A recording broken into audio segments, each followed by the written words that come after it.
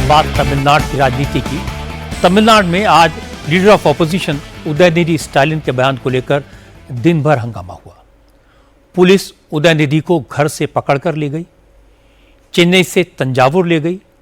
DMK के हजारों कार्यकर्ता सड़कों पर आ गए। पुलिस के साथ जगह जगह झड़प हुई। मामला हाईकोर्ट तक पहुंच गया। 4 घंटे के बाद पुलिस ने अदालत में कह दिया कि उदयनिधि को जांच के लिए हिरासत में लिया गया है।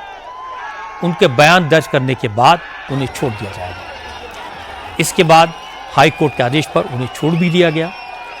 पुलिस स्टेशन के बाहर उदयनिधि के स्वागत के लिए डीएमके कार्यकर्ताओं का हुजूम था।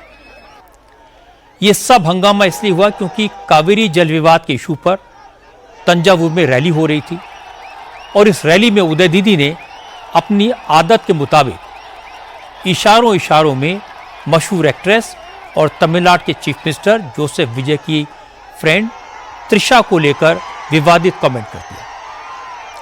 हालांकि बाद में उन्होंने बात को संभालने की कोशिश की, कहा कि वो कावेरी के पानी की बात कर रहे थे, लेकिन जिस तरह डबल मीनिंग कमेंट के बाद उदयनिधि और डीएमके वर्कर्स हंसे, उससे साफ पता चल रहा था कि वो त्रिशा के बारे में क्या कहना चाह रहे थे।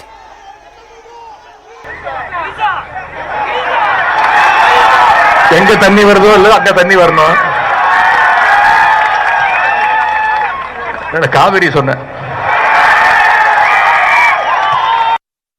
राजनीति में आने से पहले उदयनिधि स्टालिन खुद भी फिल्मों में काम करते थे। त्रिशा उनकी कुलीग रही हैं। 2008 में उदयनिधि ने कुर्वी नाम से एक मूवी प्रोड्यूस की थी जिसमें विजय और त्रिशा दोनों ने काम किया था। लेकिन अब राजनीति के चक्कर में नफरत इतनी बढ़ गई कि उदयनिधि ने विजय और त्रिशा को लेकर घटिया बात कही। हालांकि जैसे ही विजय की पार्टी के कार्यकर्ताओं ने इसका विरोध किया तो चेन्नई की पुलिस तुरंत एक्टिव हुई, उदयनिधि के घर पर पहुंच गई, उन्हें हिरासत में ले लिया गया। लेकिन हैरानी की बात है, इतना विवाद होने के बाद भी उदयनिधि को अपने बयान पर कोई अफसोस नहीं है। आज पुलिस जब उदयनिधि को अरेस्ट करके ले जा रही थी तो उन्होंने अपने कमेंट का बचाव किया। उदयनिधि ने कहा उन्होंने कुछ गलत नहीं कहा। इस दौरान वो पुलिस वैन में लगातार मुस्कुरा रहे थे, लोगों को वेव कर रहे थे।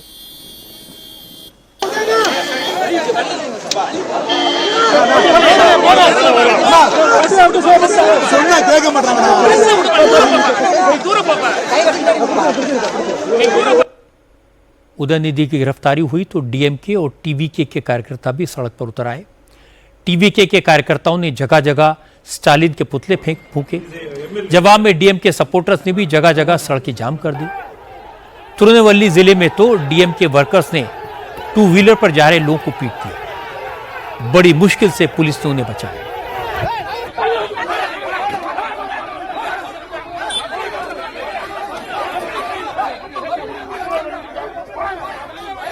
तमिलनाडु की सभी पार्टियों ने उदयनिधि स्टालिन के बयान की आलोचना की। अक्रॉस द पार्टी लाइन सभी लीडर्स ने इसे कंडेम किया। कुछ महीने पहले तक डीएमके की सहयोगी रही एमडीएमके के सांसद दुरई वाइको ने कहा कि त्रिशा का कावेरी जल विवाद से कोई लेना देना नहीं है, उन पर कमेंट नहीं किया जाना चाहिए था। Udayanidhi Stalin, the leader of the opposition in Tamil Nadu, he has made a very obscene, dirty comment, and against women who's totally got nothing to do with politics. Just because she's a friend of the chief minister. To settle personal scores, he has made this comment. And in fact, you look at the video, the cadres are mentioning her name, and he, in an indirect way, has made a dirty comment. And see, it is a very important issue. Kaveri issue is a very important issue. It is concerning the livelihoods of all the farmers in Tamil Nadu. Lakhs are suffering. And in such an event, he has used that stage to settle personal scores. Udhayanidhi के comment को दुरई वाइको अश्लील और dirty comment बता रहे हैं। वाइको ने कहा कि त्रिशा पर सिर्फ इसलिए भद्दे कमेंट किए गए क्योंकि वो मुख्यमंत्री विजय की फ्रेंड है। उन्होंने कहा कि कावेरी विवाद बहुत गंभीर मसला है, इस पर इतनी हल्की टिप्पणी नहीं करनी चाहिए। वैसे तो बयानबाजी के मामले में उदयनिधि आतंक शरारती हैं। त्रिशा को लेकर उन्होंने बड़ी चालाकी से डबल मीनिंग वाला डायलॉग मारा था, जिसे कंडेम किया जाना चाहिए। अगर किसी महिला के खिलाफ इस तरह की डेरोगेटरी बात इशारों में भी कही जाए तो भी उसकी निंदा होनी चाहिए। लेकिन राजनीतिक नजरों से देखेंगे तो चीफ मिनिस्टर विजय ने जिस तरह से एक्शन लिया, जिस तरह से उदयनिधि को अरेस्ट किया, उससे उदयनिधि को फायदा हो सकता है। अब वो सड़क पर उतरकर सरकार से लड़ने वाले नेता बन जाएंगे। अपनी हार के शौक से डेड पड़ी डीएमके में नई जान आ जाएगी। लॉन्ग टर्म में सीएम विजय को इसका नुकसान होगा।